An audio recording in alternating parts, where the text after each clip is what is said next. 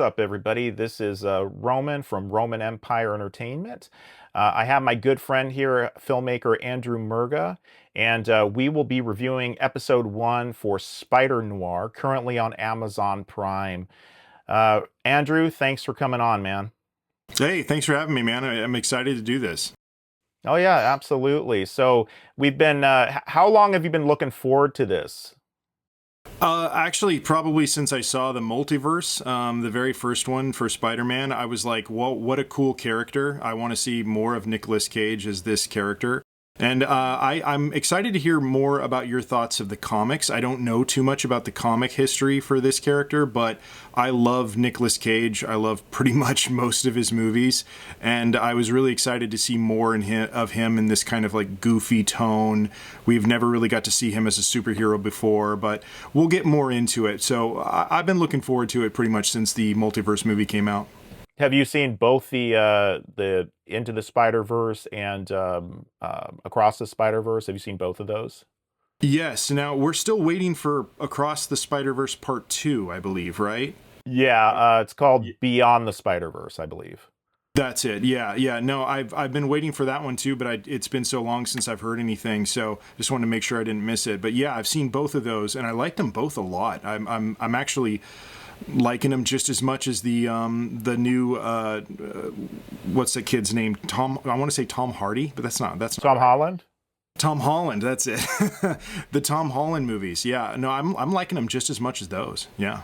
Yeah, me too. I love the fact that, they're doing I love the animation style, that it's a more traditional. I know it's digital, but it's got that 2D animation, and then just the frame rate. It gives kind of this kind of weird stop motion animation look, to both of those movies. Definitely, definitely. I'm really they're just so unique, and and Phil and what Lord and Miller, they have a cool voice, and just very entertaining films they make.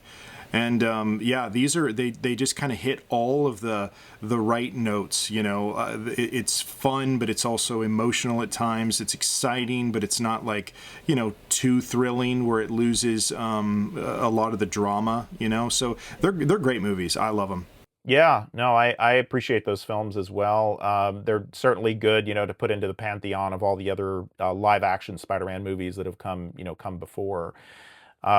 So going into episode one, kind of getting into like, if we both, I think both of us kind of don't know a lot about the Spider-Noir character. Would that be correct? Yeah, no, I really only know what we've seen so far in these movies and now in episode one of this show. So I kind of like doing that though. Typically, I'm obviously I'm a big fan of some things. Like I loved X-Men as a kid. I read every X-Men comic, but. Mhm. But for this sort of stuff that I didn't really see a whole lot of as a kid, I like going into it kind of blind and not really knowing much, so I can be surprised and kind of judge everything with fresh eyes, with no expectations, and then I can go back later and learn more about it later, and I think that's just always more fun for me for whatever reason. Oh yeah. Well, going into the very first episode, we see Nicolas Cage as this character of B. Riley. I don't know if they call him Ben, but they have him B. Riley in it. And then looking into the comic book history, his name is Ben Riley. Um, Mhm. but the intro was great because they just hook you with the great visuals that they did. Of the animation of him swinging through the city, in his hat and his trench coat. Hmm. Yep. And but they had the option to do the black and white and the color version, and I just think to myself, I'm like, I'm not doing the color version. Just just seeing the preview on the color, it was like it looked very it looked kind of murky compared to the black and white version. I felt like the black and white version was just a lot sharper, and Mhm. I felt like the visual effects certainly benefited from the black and white, because it kind of, black and white can kind of obscure some of those little CGI errors that you get, in the presentation. What did you think about that? Yeah, no, I'm really glad to hear that. And you know, just because we've known each other for a long time, I had a feeling that you were going to watch the black and white version. So just to kind of have a wide range of things to talk about, I watched the color version. So we didn't actually choreograph this beforehand, but I'm glad that way. So I'm excited to hear what the differences that are that you thought about for the black and white version, because I watched the colored version. So, but yeah, I was really cool though that you can choose either, and the fact that you can switch back and forth at any time is even cooler. So, big props to Amazon for doing that, because I would love to see more of that moving forward in other superhero comic book type properties. It's cool.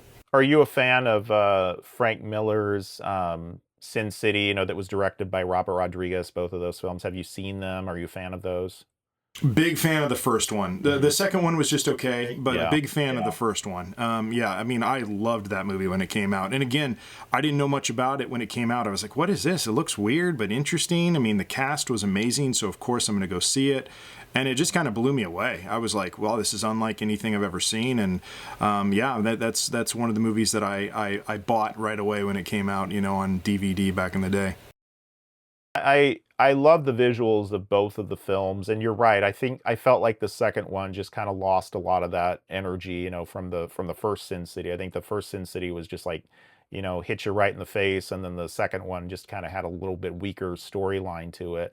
But the black and white version of Spider-Man, I definitely was getting nostalgia for those Sin City movies with how they presented the black and white of Spider-Noir. I recommend it heartily.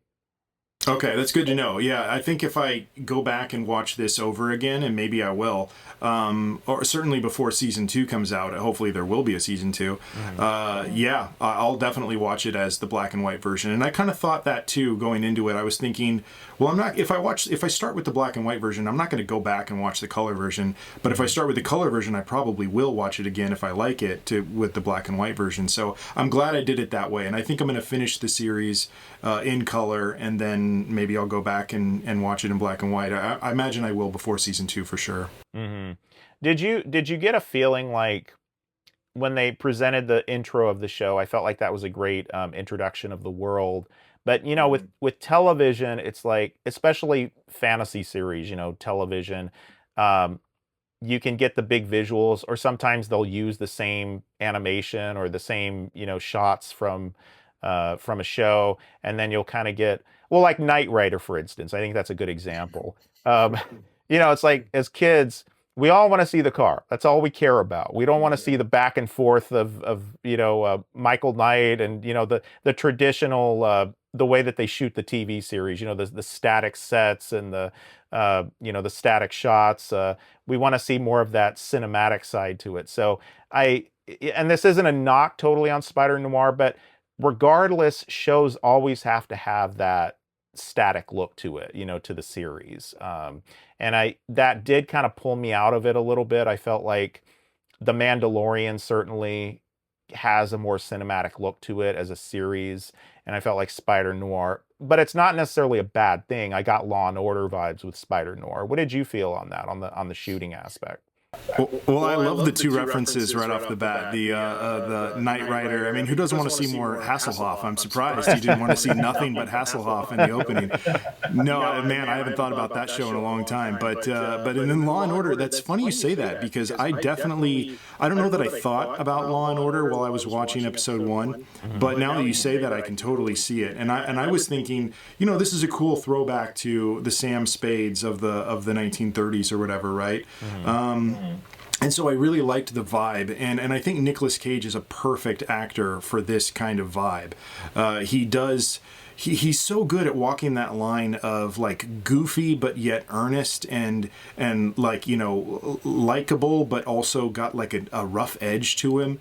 And I think he brings all of that even in the first episode, and you could kind of feel that even with the intro. The intro was cool. I mean, it didn't like blow me away. It wasn't like the Game of Thrones or like you said, Mandalorian cinematic opening, but I thought it was what it needed to be for the vibe of the show, for the tone of the show. And this is a 62-year-old Nicolas Cage now. Yeah. He's not He's not 30 something or 20 something. So we're not going for like crazy action, right? We're going for something that's a little bit more chill and a little bit more fun and laid back. And I think that all of that is working really well in the tone of the show so far. So yeah, I think that kind of goes along with what you're talking about a little bit. Well, and if you think for a minute, I mean, I like Nicolas Cage. I don't care, what anybody says about him. I've seen interviews with him. He seems like a pretty cool guy, and he seems very chill. He's a comic book fan. I mean, Nicolas Cage. He took his name from the Marvel Comics character Power Man, Luke Cage. His real name's Nicholas Coppola, so he's the Right. nephew of Francis Coppola. So that right there, I mean, just relatability of just like this guy loves comic books and he loves being a part of it any which way he can. You feel that in the series, his love affair with the comic books. And I the actors are certainly good. I mean, they're not anybody to knock. I mean, we've got who do we have? We have Jack Houston. Yep. Yep. He's great. And Brendan Gleeson. Didn't mean to cut you off there, but I love Brendan Gleeson. Anytime I see him in anything, I get excited. And I didn't know he was in this going into it. So to see him as like maybe the main villain, oh man, that's perfect. I love Brendan Gleeson. Yeah, no worries on that. I get him mixed up with that actor, the one from Beowulf, that actor who was, oh gosh, what's his name? Ray Winstone. Ray Winstone. Yes, thank you. I get them confused sometimes. Yeah, no, they're kind of cut from the same cloth. Exactly. But yeah, having him as Silvermane as the villain, I think that's just so cool to have him as So you've got Nicolas Cage, you've got Gleason in there, and then yeah, and then Jack Houston is I guess is he's Kane Marco, so he's essentially Sandman in this. Yeah, that's what I was thinking too, and I figured we'd get there eventually. I really liked Sandman so far. I mean, the kind of, I didn't really realize that that's what he was going to be until the ending fight scene, which I thought was really well done, especially for, like I mentioned before, a 62-year-old Nicolas Cage. He pulled it off fine, and obviously there's a stunt double in there doing a lot of the work, but you could tell some of it was done by him, and I really liked how Sandman was totally different from the Tobey Maguire film. Right. Or even I guess he shows up later in the Tom Holland movie too. I love I think his name is Thomas Hayden Church. He's an awesome actor. But that part of Sandman didn't really blow me away. It was I felt like there could have been more to it, and so to see this one be so different is really exciting to see where they go with it.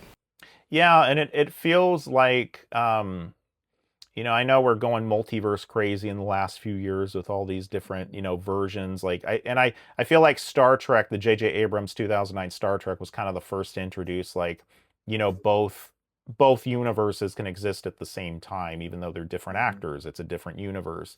But I feel like with Spider-Noir, they don't have to adhere to anything. They don't have to adhere to anything prior established. They can just kind of move on and uh, uh, do whatever they want. The episode, it was a little hard to keep my attention on episode one, which is kind of I want to commit to the show and I want to see more, but I felt like the storyline where the husband is coming in, he wants to look for his wife, who's Kat Hardy, played by Lee June Lee, which I thought was fantastic. I mean, she did if that's her singing voice, then, praise to her, because that was a great intro for her character. What did you think? That's funny you say that. I actually wrote that down as a note. I said, if that was her real singing voice, then it would be love at first sight for me too. I was like, and I thought it was kind of funny, and because I hate that trope. I really hate the trope of the love at first sight. The lead male sees the damsel and he just immediately falls in love. But then I kind of like forgave it a little bit because it would fit that era. the era of the 1930s through 50s, which is what this is kind of throwing back to. Well, it's definitely seems to be throwing back to. That fits in that era. So I didn't love it, but also at the same time I kind of forgave it. And I think that there was a lot of that going on, and I think that I would have to agree with you. That's why there were some parts that were maybe a little boring or a little long, a little hard to get through. But overall, I thought it did a pretty good job of navigating most of that kind of stuff. But it's funny you mentioned that specifically because I made a note of that too. Yeah, it I felt like the one thing that I really had wanted to see in this was I feel like a first episode you have to have the hook. You have the hook in the intro, and then you have the hook in the at the end of the episode of episode one. Like Mm-hmm. Invincible did it beautifully, where I'm not going to spoil it, but season one, episode one of Invincible on Amazon, they really like you're wondering, well, how are they going to get around this? Please explain. And again, it's the thing that's attracting me to the show so far is Nicolas Cage. We've never seen anything like this. We've never seen like a 1930s or 1940s Spider-Man noir in live action. I think it's got a good attractive cast in it. And I think also the fact that it's really adhering very well. And I don't care how they recreate that look. If it's all digital, if they're just all on green screen, but it's they're doing a great job of making it look and sound like the 40s, because it's not just the look but also the language, how they communicate. That's a big thing. Yeah, I agree. I would echo pretty much all of that. I really, really love the cast. I mean, that's what excited me most of all is, when I saw that this was going to be a show and Nicolas Cage was actually going to be in it, and it's not just his voice; he's actually acting in it. I was like, okay, I will watch that, but just out of curiosity alone. And then like I said, you add in Jack Houston and Brendan Gleeson, and I like I believe is Lamorne Morris from New Girl. I really like him too. So you've got like all kinds of actors in there that are really interesting to put in something like this. And yeah, but I have to agree with you. It's not like so gripping that I like couldn't wait to start episode two. Episode one did its job. It was entertaining. It was intriguing enough to continue the series. But I wasn't like, this isn't the ending of the pilot of Game of Thrones where the Right. kid falls out the window and I'm like, oh my god, I have to start season two or episode two to see what happens next. This was much more of a chill, slower burn. Like I said, I'm excited to see where the series goes, but I wasn't so excited that I had to immediately start episode two. Right, right. The well, when you think about the characters in it, the way that they introduced it, like you mentioned Lemoyne, he was Robbie, was it Robbie Robertson, as a Mhm. character. And then also I really like Karen Rodriguez as Mhm. Janet Ruiz, his assistant. I thought she did a great job. I love their interaction together. Absolutely. I made a note about her too. And usually for a role like this, it goes to some like young hot actress, and that part is going to be the second love interest. Think of like Moneypenny, right? Moneypenny is always kind of James Bond's side piece, right? And so it was really refreshing to see just like a normal woman cast in this role, and there's no love backstory there between them. It's just kind of refreshing to see they're a working relationship and they work together quite well. They bickered like an old working couple would. And I liked that. Yeah, it's you're kind of going from, he's chasing the damsel to, okay, she was here all along, Mhm. but she's married, which I feel sets the real framework of they're just completely working together. They maybe Right. they love each other as friends. They're always there for each other. And I have to admit, I felt like X-Files. You talk about jump the shark. As soon as they started getting romantic with each other, that just killed the X-Files series. Sure. Sure. Yeah, it's been a while since I've seen all of the X Files, but I actually started rewatching it not that long ago, and Mhm. and I was like, man, these early seasons are so good, and you're totally right about that. Yeah, well, I think that Spider-Man Noir if it continues down that path of just being, kind of the relationships, him keeping the relationships, I think it'll work. But what do you see as like the future so far of this series? They dumped the whole season out. What are your thoughts on them just putting the show all out there? And then what are your thoughts on, do you think this bodes well from what you've seen so far for future seasons?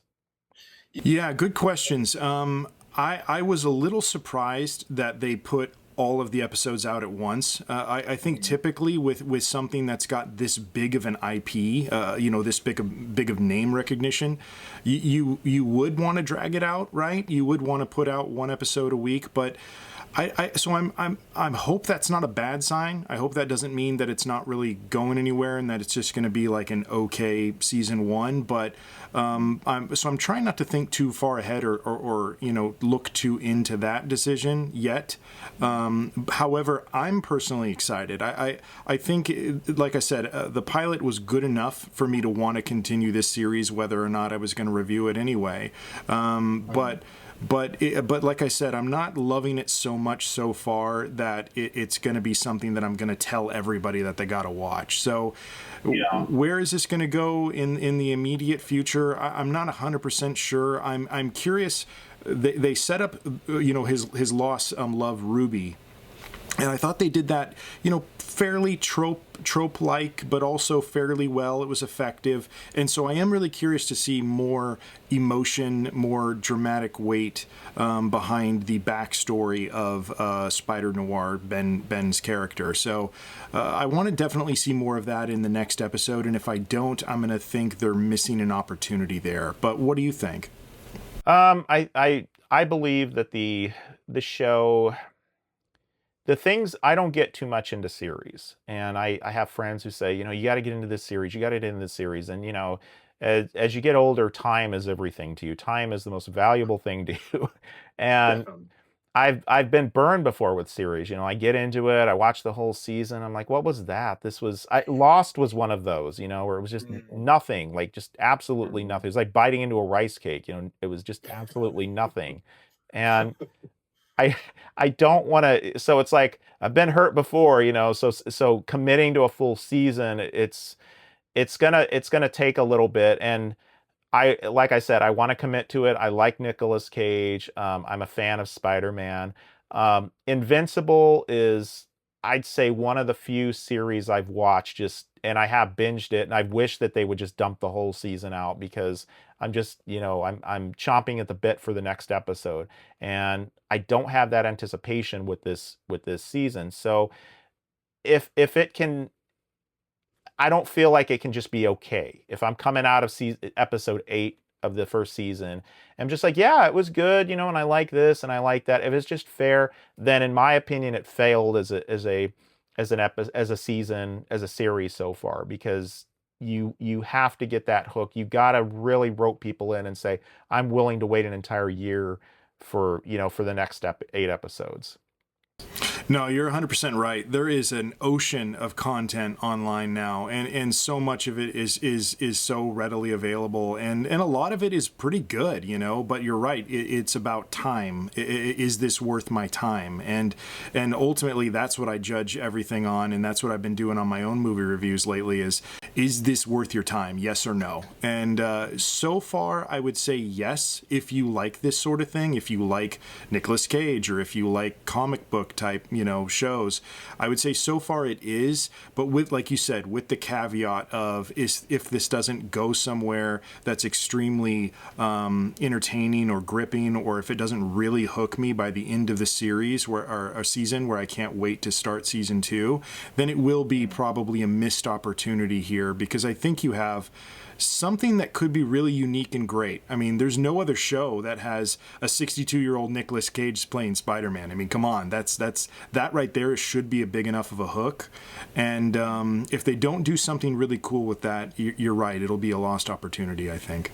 Yeah, and I think there's enough fans of actors like, just because Arnold Schwarzenegger, he's in his 70s. Of course, you have the naysayers of people like, oh, he can barely move or whatever. And I mean, I do think Harrison Ford in the last Indiana Jones movie, I do think that that was pushing it. If you get to the point where you entirely have to CGI an actor for every body movement that they do, and I love Harrison Ford, but you know, Nicolas Cage is nowhere near that level yet. You know, he's got the energy, he's got the fire in him, and I certainly think, you know, for legacy fans, people who grew up watching Nicolas Cage, like my buddies and I, we riff on the Face Off so much of how silly that movie was. You're going to replace a face and then not considering the body or any other aspect of the person, just the face, and he looks just semantics, Roman. Semantics. Yeah, semantics.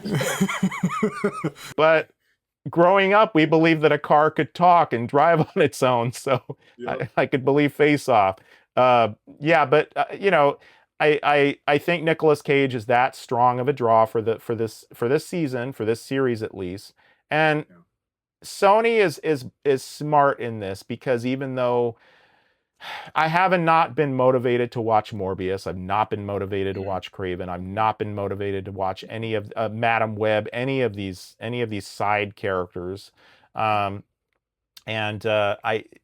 smart and they're not so smart, because they come out with something like No Way Home, and like, oh my God, Tobey Maguire and Alfred Molina and Andrew Garfield, and they're giving everybody, you know, they're just due in this film, and then they come out with all these side movies, and I hope that Spider-Noir figures kind of somewhere in the middle, you know, where it's not quite a bad decision that they made, but I know it's not going to hit the heights of Tobey Maguire coming back or whatever, you know.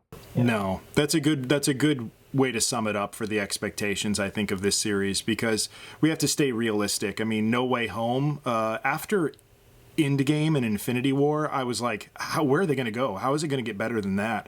But No Way Home found a way to get better than that, at least with Spider-Man's character. And it was an amazing movie. I loved No Way Home just as much, I think, as I loved Endgame and Infinity War. But we can't expect that from this, of course, you know. But you're right. Like, if it can at least be interesting enough to make me excited about a season 2 and really, you know, tell people, okay, you should watch this because it is that good, then it's a win. But if not, it'll be a little disappointing. But I think time will tell. You know, it's only episode 1. We got 7 more to go, and we'll see when we get there. We're gonna review all 8 episodes. So yeah, we'll see. Yeah, we're gonna dive into that full season and see what it's up. We're gonna give our time and determine if you should give your time for the series. So, but that's a great way to sum it up as well, Andrew. I'm looking forward to episode 2. See what we come back with. You know, see if we got smiles on our faces, or like. So I watched episode 2, 3, and 4, like homework. I don't want it to feel like homework, you know? No, I don't want to be second screening it. You know, I'm watching that and Perfect Match at the same time, and Perfect Match is keeping my interest a little bit more. No, I don't want to do that. So hopefully it gets better and better. And maybe that's why they released the whole season at once, because episode 1 didn't really draw you in that much. But again, it drawed me in enough to start episode 2, just not right away. Yeah. Well, I'm hoping at some point, if it is good, if the fans love it, because as I understood it, Avengers Doomsday, they were shooting it and they hadn't finished the full script. So I'm only imagining Secret Wars, the next Avengers movie after that, they haven't finished the full script. So maybe, you know, Sony talked with Marvel, maybe they've got like, hey, if it's a hit, because if it is a hit, well, regardless, you know what? Even if it's not a hit, I would still like to see Nicolas Cage as Spider-Noir swinging into Secret Wars, you know, saving the day with the rest of the Spider people, you know? Definitely. I mean, and again, that's at the end of the day, that's why I was going to watch this show, whether I reviewed it or not. It's really cool to see Nicolas Cage as this character. We know he's been wanting to play a superhero since the days of Superman back with Christopher Reeves. So I'm really feeling his joy coming through the screen, and for that reason alone, I'm gonna finish it out and see where it goes. So we'll see. Me too. I completely agree on the Nicolas Cage, you know, and the fact that he's a fan. He's just like us, and you know, he went well. I mean, we're not all completely alike. I mean, he's a big Hollywood actor, you know, with I don't own any dinosaur bones or anything like weird like that. You know, I've just got normal stuff on the shelf back here. yeah. But yeah, no, I totally agree. But Andrew, I wanna say thank you again for, you know, doing this episode one, diving into the thicket of the Spider-Noir series. And do you have anything? Do you have any thing to promote or anything on your end? Well, I started a YouTube channel and I'm doing the TikTok thing very recently. My handle is AJ Murga under those platforms, and I'm the same on Instagram and Facebook and Blue Sky and Threads and all of it. So yeah, I mean, please, you know, feel free to add me or follow me. I'm around. I love talking movies and writing. I'm mostly writing novels these days, but I just love all kinds of storytelling. So it's been great to do this, and it's great to see you again, Roman. I'm excited to do the rest of the series. Thank you for having me. Well, it's great to see you too, Andrew. I'm glad that we were able to connect. You know, we're both indie filmmakers, and so it's good to be able to, you know, get back on there and tell everybody what we think. Absolutely, absolutely. You know, us filmmakers, we can't go too long without telling our opinions of things like this. Otherwise, we shrivel up and fade away. Oh yeah, oh yeah. It trickles on down from Hollywood, and then we filter it out and try to make some good content. You know, so. Exactly. All right. Well, everybody, please give a like, a share, and subscribe. And check out AJ Murga on his channel. And check me out, Roman Empire Entertainment, on YouTube, as well as TikTok. And thanks again, everybody. And we'll see you for episode 2.